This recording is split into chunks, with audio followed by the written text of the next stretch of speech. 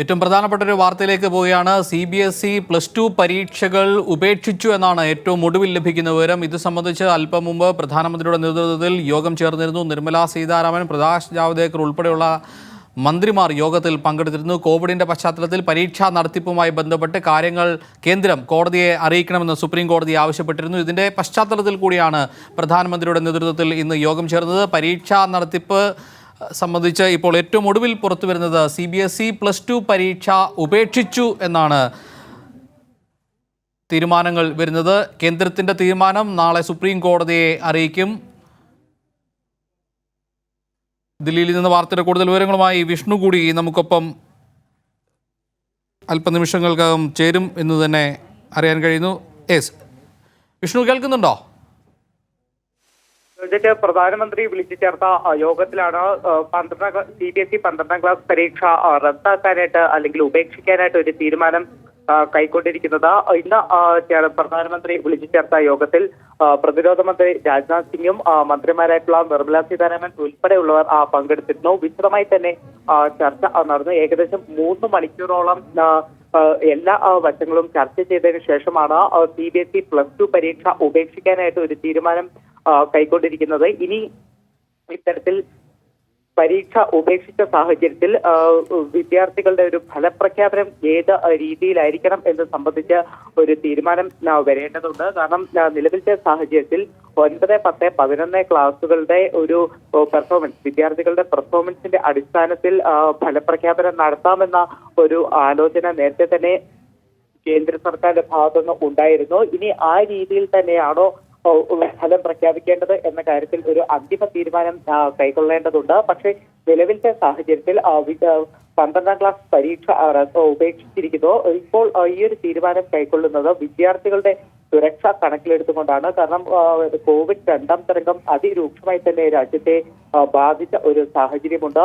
ഇനി ഈ പരീക്ഷയുമായി മുന്നോട്ട് പോയി കഴിഞ്ഞാൽ ഒരു പക്ഷേ വിദ്യാർത്ഥികൾക്കടക്കം വീണ്ടും കോവിഡ് വ്യാപിക്കുന്ന സാഹചര്യം ഉണ്ടാകും എന്നത് കൂടി കണക്കിലെടുത്തുകൊണ്ടാണ് ഇപ്പോൾ പരീക്ഷ ഉപേക്ഷിക്കാനായിട്ട് ഒരു തീരുമാനം കൈക്കൊണ്ടിരിക്കുന്നത്. ഇനി ഇതിന്റെ ഒരു മാർഗരേഖ പുറത്തിറങ്ങേണ്ടതുണ്ട്. അത് ഞാൻ നേരത്തെ സൂചിപ്പിച്ച പോലെ തന്നെ പരീക്ഷ ഉപേക്ഷിക്കുന്ന സാഹചര്യത്തിൽ ഇനി ഫലപ്രഖ്യാപനം സംബന്ധിച്ചതടക്കം ഒരു തീരുമാനം വരേണ്ടതുണ്ട്. ഏത് തലത്തിലായിരിക്കണം ഫലപ്രഖ്യാപനം, അതിന്റെ ഒരു മാർഗരേഖ, ഈ മാർക്ക് നിശ്ചയിക്കേണ്ടതിനുള്ള മാനദണ്ഡങ്ങൾ നിശ്ചയിച്ചുകൊണ്ടുള്ള ഒരു മാർഗരേഖയാണ് ഇനി പുറത്തു വരേണ്ടത്. അത് ഉടൻ തന്നെ പുറത്തു വരും എന്നതാണ് നമ്മൾ പ്രതീക്ഷിക്കുന്നത്. ജോർജ്, പരീക്ഷ നടത്തണമെന്ന ആവശ്യമാണ് വിവിധ സംസ്ഥാനങ്ങൾ ആവശ്യപ്പെട്ടത്. ആ ഘട്ടത്തിൽ കൂടിയാണ് കേന്ദ്രത്തിന്റെ ഭാഗത്തുനിന്നൊരു തീരുമാനം ഉണ്ടാകുന്നത്. ഒരുപക്ഷെ കോവിഡ് തരംഗം കുറഞ്ഞ ശേഷം സെപ്റ്റംബറോടെ പരീക്ഷ നടത്താനുള്ള ആലോചനയൊക്കെ ഉണ്ടായിരുന്നു. ഏറ്റവും ഒടുവിൽ അത് വേണ്ട എന്ന് തീരുമാനിക്കാനുള്ള കാര്യം എന്താണ്?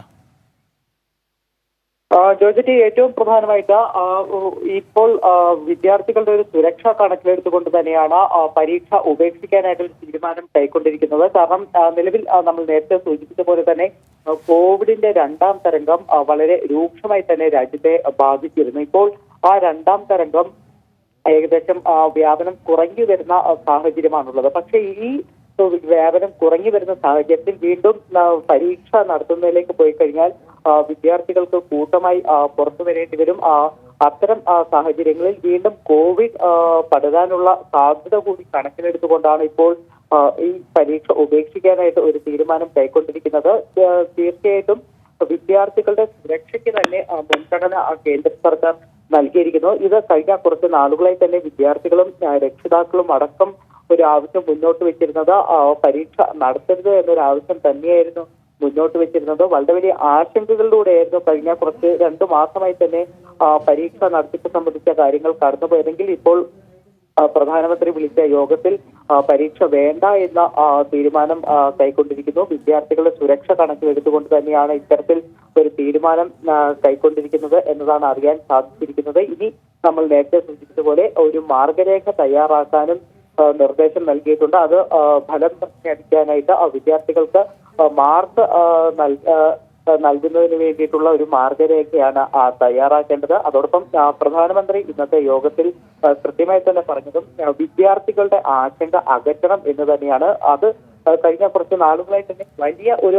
ആശങ്കയിലൂടെയാണ് വിദ്യാർത്ഥികൾ കടന്നുപോയിക്കൊണ്ടിരുന്നത്. പരീക്ഷ ഉണ്ടാകുമോ ഇല്ലയോ എന്ന കാര്യത്തിൽ ഒരു തീരുമാനം ഇല്ലാതെ അനിശ്ചിതമായി തന്നെ ഇത്തരം ഒരു അന്തിമ തീരുമാനം നീളുന്നു. അപ്പോൾ പല വിദ്യാർത്ഥികൾക്കടക്കം മാനസികമായിട്ട് വരെ പ്രശ്നങ്ങളുണ്ട്. സുപ്രീം കോടതിയിൽ പോലും ഇക്കാര്യങ്ങൾ പോലും ചൂണ്ടിക്കാട്ടുകയും ചെയ്തിരുന്നു. ഇപ്പോൾ അതിന്റെയൊക്കെ ഒരു അടിസ്ഥാനത്തിൽ തന്നെയാണ് പരീക്ഷ റദ്ദാക്കാനായിട്ട് ഒരു തീരുമാനം കൈക്കൊണ്ടിരിക്കുന്നത്. ഈ വിദ്യാർത്ഥികളെ സംബന്ധിച്ച് വലിയ ആശങ്കകൾ തന്നെയുണ്ട്. അവരുടെ ഭാവി എന്താകും, തുടർ പഠനം ഏതു നിലയിലാകും എന്നതൊക്കെയാണ് പ്രധാന ആശങ്കകളായി ഉയരുന്നത്. സമാന്തരമായ ഒരു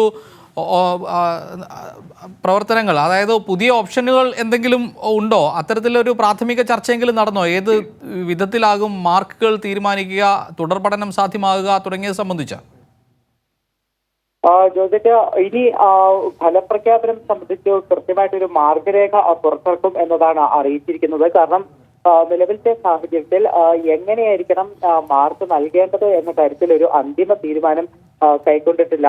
പരീക്ഷ നടത്തേണ്ട എന്ന കാര്യത്തിൽ മാത്രമാണ് ഒരു തീരുമാനം കൈക്കൊണ്ടിരിക്കുന്നത്. പക്ഷേ ഇനി വിദ്യാർത്ഥികൾക്ക് മാർക്ക് നൽകുമ്പോൾ അല്ലെങ്കിൽ ഫലപ്രഖ്യാപനത്തിലേക്ക് പോകുമ്പോൾ എന്തും അടിസ്ഥാനമാക്കിക്കൊണ്ടായിരിക്കണം ഈ ഇത്തരത്തിലൊരു ഫലം പ്രഖ്യാപിക്കേണ്ടത് എന്ന കാര്യത്തിൽ കുറച്ചുകൂടി ഒരു തീരുമാനം കൈക്കൊള്ളേണ്ടതുണ്ട്. കാരണം നമ്മൾ നേരത്തെ സൂചിപ്പിച്ച പോലെ കേന്ദ്ര സർക്കാരിന്റെ മുന്നിലുള്ള ഒരു നിർദ്ദേശം എന്ന് പറയുന്നത് 9, 10, 11 ഈ 3 ക്ലാസുകളിലെയും വിദ്യാർത്ഥികളുടെ പെർഫോമൻസ് വിലയിരുത്തിയ ശേഷം ഇതിന്റെ അടിസ്ഥാനത്തിൽ മാർക്ക് നൽകുക എന്നൊരു നിർദ്ദേശം കേന്ദ്ര സർക്കാരിന്റെ മുന്നിലുണ്ട്.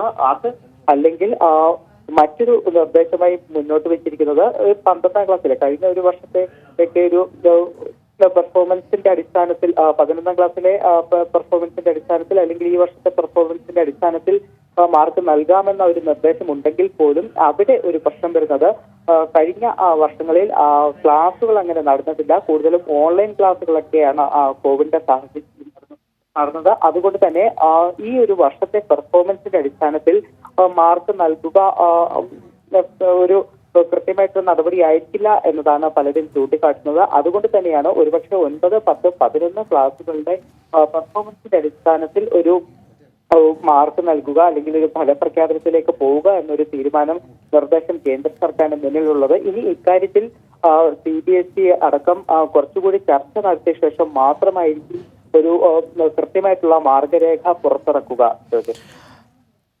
അതായത് ഇക്കാര്യത്തിലൊരു തീരുമാനമായിരിക്കുന്നു, പരീക്ഷകൾ ഉപേക്ഷിച്ചു എന്ന് തന്നെ പറയാൻ കഴിയുന്നു. ഇനി വ്യാഴാഴ്ചയാണ് കോടതി ഈ കേസ് പരിഗണിക്കുന്നത്. ഇതുമായി ബന്ധപ്പെട്ട് പരീക്ഷകൾ റദ്ദാക്കണമെന്ന ഹർജി കോടതി പരിഗണിക്കുന്നത് വ്യാഴാഴ്ചയാണ്. കേന്ദ്രം നിലപാട് അറിയിച്ചു. ഇനി കോടതിയിൽ ഒരു മാറ്റം ഉണ്ടാകാനുള്ള സാധ്യതയില്ല. മാർഗരേഖകൾ തയ്യാറാക്കി പുതിയൊരു രീതിയിലേക്ക്, പുതിയ മാർക്ക് തയ്യാറാക്കുന്ന രീതിയിലേക്കൊക്കെ കടക്കുന്ന പ്രക്രിയകളിലേക്ക് നീങ്ങുന്നു എന്നാണോ?